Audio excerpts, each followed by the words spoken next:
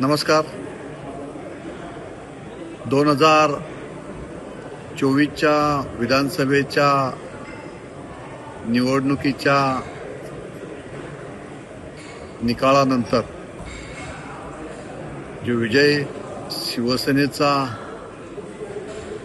आणि आमदार महेंद्र थोरवेंचा झालेला होता, त्यानंतर विरोधकांनी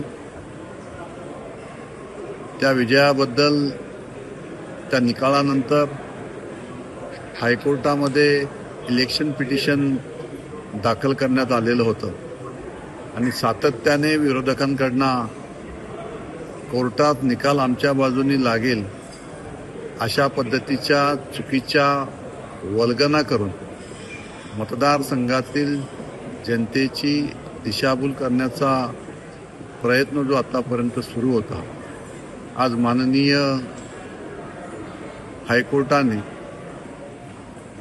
त्या इलेक्शन पिटिशनचा सत्याच्या बाजूनी विजयी झालेला आहे, निकाल दिलेला आहे.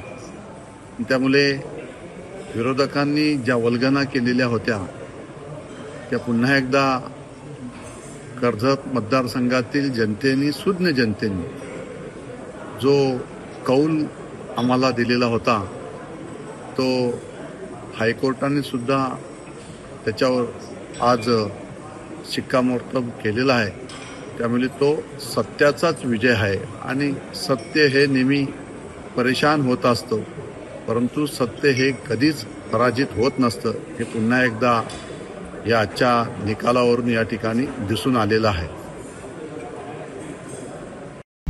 आता isakal.com आहे देशातील नंबर 1 ची मराठी न्यूज वेबसाईट. प्रत्येक अपडेटसाठी isakal.com ला नक्की भेट द्या.